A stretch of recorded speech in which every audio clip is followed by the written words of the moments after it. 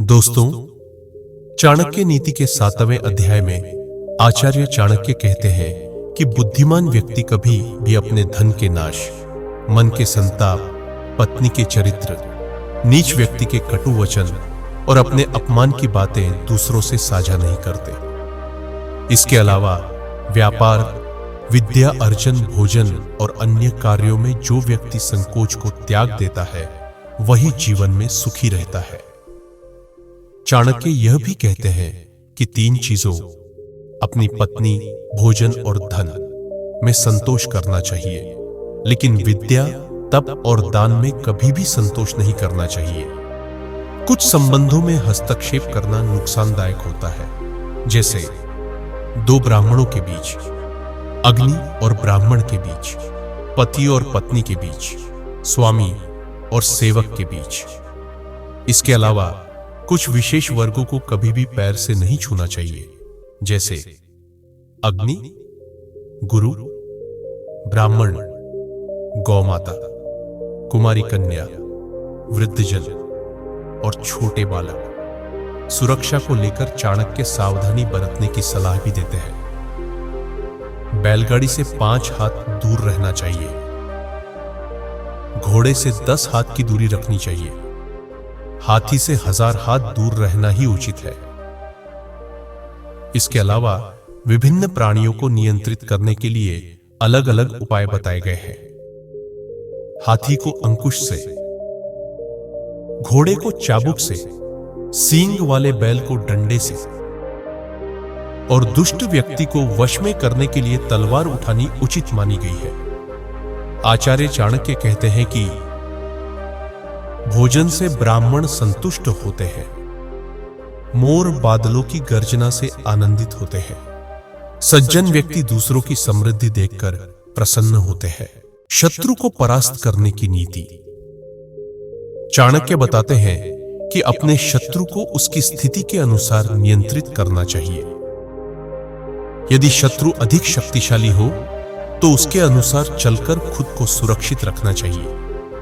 यदि शत्रु कमजोर हो तो अपने प्रभाव से उसे वश में करना चाहिए। यदि शत्रु समान बल वाला हो तो या तो अपनी शक्ति से या फिर विनम्रता से उसे हराना चाहिए। शक्ति का स्रोत राजा की शक्ति उसके बाहुबल में होती है, ब्राह्मण की शक्ति उसके ब्रह्म ज्ञान में होती है। अत्यधिक सरलता नुकसानदेह हो सकती है। आचार्य चाणक्य यह भी बताते हैं कि संसार में अत्यंत सरल और सीधा होना उचित नहीं है। उदाहरण के लिए वन में जाकर देखो, सीधे वृक्ष पहले काट दिए जाते हैं, जबकि टेढ़े मेढ़े वृक्ष खड़े रहते हैं। अर्थात बहुत अधिक सरलता आपको मुसीबत में डाल सकती है। धन का सही उपयोग। हंस वही रहते हैं जहां जल होता है। इसी तरह धन को सही तरीके से खर्च या निवेश करते रहना ही उसकी रक्षा है। जैसे तालाब में पानी का बहते रहना आवश्यक है, वैसे ही धन का सही उपयोग करना भी जरूरी है। धन और समाज का संबंध। संसार में जिसके पास धन होता है उसी के मित्र अधिक होते हैं, उसी के रिश्तेदार और परिवारजन सम्मान देते हैं। वही श्रेष्ठ पुरुष माना जाता है, उसी को समाज में प्रतिष्ठा प्राप्त होती है।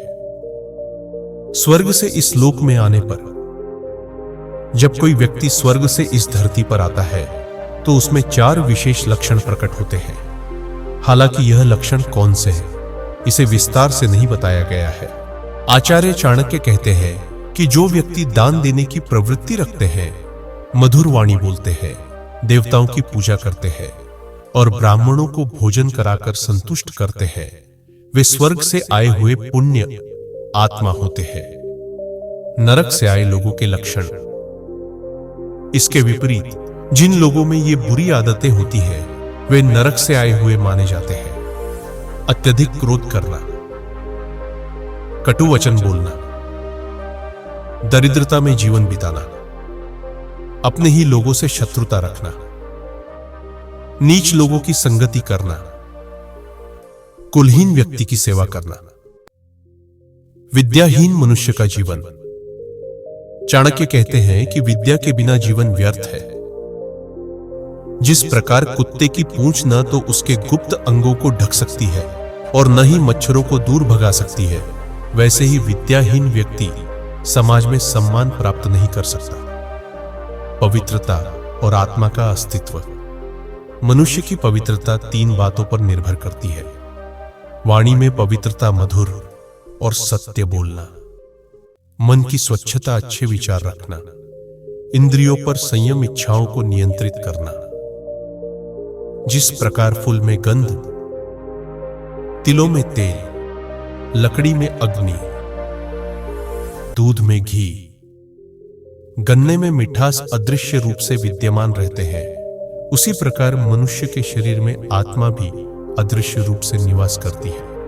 तो दोस्तों, आशा करता हूं कि आपको इस वीडियो से काफी कुछ सीखने को मिला होगा। अब अपना कीमती समय देने के लिए आप सबको बहुत बहुत धन्यवाद। ये वीडियो आप लोगों को अच्छी लगी तो वीडियो को शेयर, सब्सक्राइब, लाइक जरूर करें। फिर मिलेंगे कुछ नया सीख के साथ और एक नए वीडियो में। तब तक के लिए आप अपना ख्याल रखें। ओम नारायणाय नमो।